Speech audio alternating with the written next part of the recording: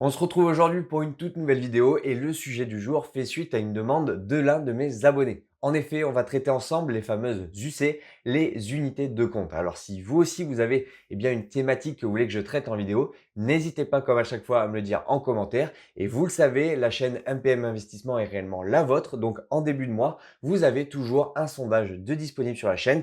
Vous vous rendez sur la chaîne MPM Investissement, onglet communauté et vous pouvez voter pour votre sujet préféré que je traiterai dans l'une de mes vidéos sur le mois suivant. Donc le sondage de ce mois-ci est disponible. N'hésitez pas à prendre le contrôle de la chaîne et on va traiter le sujet du jour tout de suite.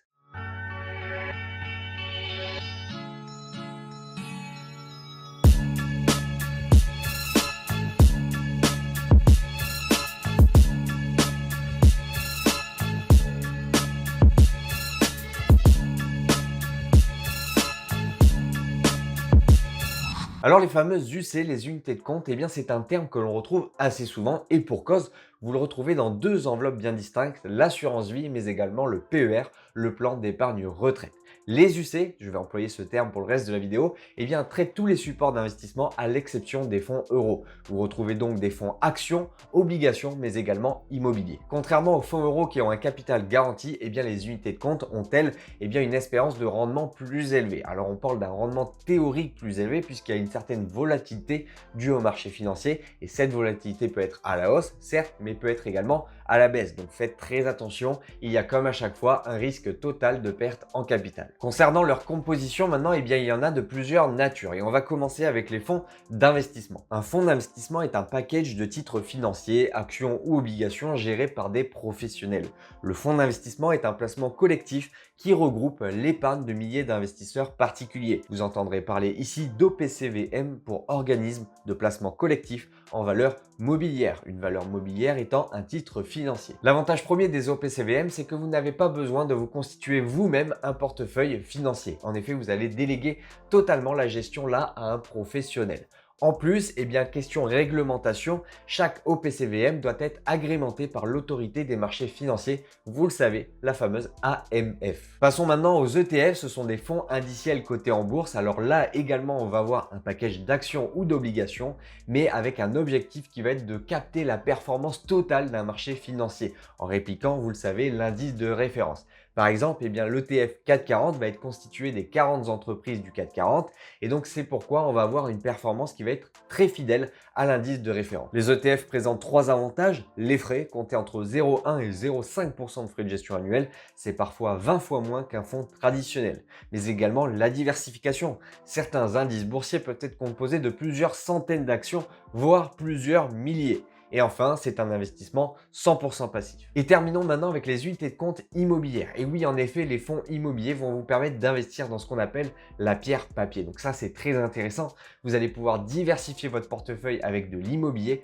sans avoir la gestion très chronophage de l'immobilier physique. Croyez-moi, j'en sais quelque chose. Et donc là, vous avez un investissement 100% passif, un petit peu comme les ETF au niveau de la bourse. Donc ça, c'est très intéressant. Trois types de supports immobiliers sont accessibles dans un contrat d'assurance vie.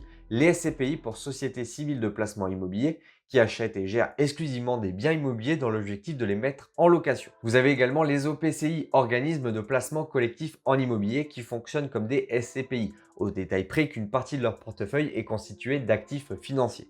Et enfin, vous avez les SCI, sociétés civiles immobilières qui peuvent investir dans des biens en direct ou dans des parts de SCPI et d'OPCI. Grâce à ces unités de compte immobilières, vous allez pouvoir toucher des loyers en fonction de votre type d'investissement. Attention tout de même, le rendement et donc la performance de ce type d'investissement est quand même relativement stable, certes, mais inférieur au marché boursier. Donc faites très attention, pour moi, l'avantage premier réside tout de même dans la diversification de votre portefeuille. Attention également aux enveloppes et donc aux frais qui sont associés. Ils sont quand même bien chargés en frais, comptez environ 2% de frais pour les OPCI et les SCI et jusqu'à 10% de frais pour les SCPI, c'est quand même très conséquent. Voilà pour les fonds les plus connus. Alors vous avez d'autres fonds comme par exemple les fonds en private equity, c'est-à-dire que là vous allez investir sur des startups ou des petites et moyennes entreprises qu'on appelle les PME.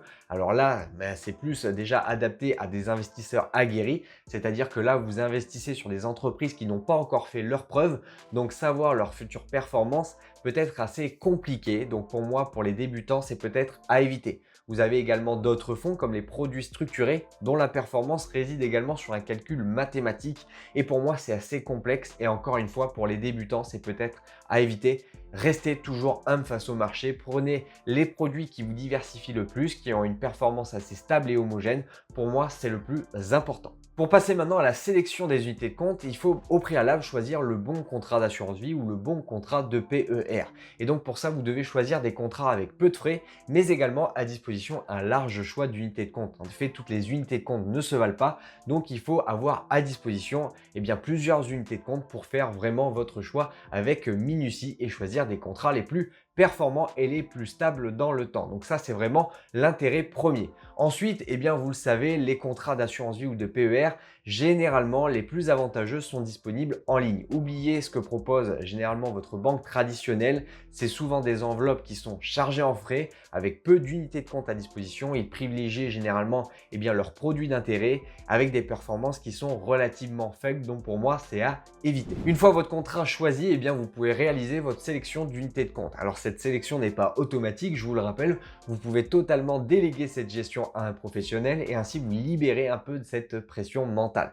Maintenant, si vous êtes sur cette vidéo, c'est que je pense que vous avez envie d'avoir les critères de sélection. Alors c'est parti. Au sein de votre contrat, par exemple d'assurance vie, vous avez généralement plusieurs actifs de disponibles. Premièrement, des unités de compte monétaires avec un rendement relativement faible, en moyenne 3% annuellement. En contrepartie de ces faibles rendements, vous aurez très peu de volatilité avec votre risque qui sera limité. Ensuite, vous avez les unités de compte obligataires investies en dette d'État, obligations souveraines, ce qu'on appelle, ou d'entreprise, par exemple corporate.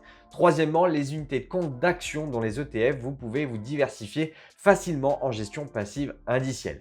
On continue avec les unités de compte immobilières. Vous le savez, là encore, plusieurs options s'offrent à vous entre les OPCI, les SCI ou encore les SCPI. Et enfin, les unités de compte diversifiées, ce sont des fonds qui sont investis en actions et obligations dans des proportions ajustées par des gérants en fonction du marché. Pour vous aider à choisir, voici un petit aperçu du couple risque-rendement des différentes catégories associées aux unités de compte. Voici également un aperçu des différentes caractéristiques des actifs. Attention, ces données sont à titre indicatif et sont variables d'une assurance vie à l'autre. Je vous invite à mettre pause si vous voulez étudier plus en profondeur ces chiffres. Voilà, on arrive déjà à la fin de cette vidéo et vous en savez désormais un petit peu plus sur les unités de compte. Alors attention, pour diversifier votre contrat, sachez que généralement 2 à 3 unités de compte différentes sont largement suffisants pour avoir un portefeuille homogène et diversifié. Plus ce serait également augmenter les frais et donc réduire votre performance annuelle. Donc faites très attention. Malgré tout, si vous voulez également avoir une certaine diversification à moindre coût, vous le savez, un ETF est relativement accessible et redoutablement efficace, comme par exemple l'ETF Monde, l'ETF World, qui vous permet de vous diversifier sur plus de 1600 entreprises. Donc pour moi, la simplicité a parfois bon goût. Malgré tout, si vous voulez également vous diversifier, mais aussi vous décharger de cette pression mentale et donc déléguer la gestion à un professionnel, vous le savez, je vous mets à disposition mon gestionnaire de patrimoine. Vous n'avez qu'à envoyer un mail à partenariat@sinantis.fr en envoyant justement tous vos coordonnées, nom, prénom, adresse mail et numéro de téléphone avec le besoin que vous voulez traiter avec lui et il se fera un plaisir de vous répondre au plus vite. Sachez que déjà les places pour ce mois-ci sont vraiment très chères, tout part très vite, vous en profitez et vous avez bien raison. Donc n'hésitez pas à prendre rendez-vous avec lui. D'ici là, investissez, devenez riche. C'était Mathias. Ciao, ciao.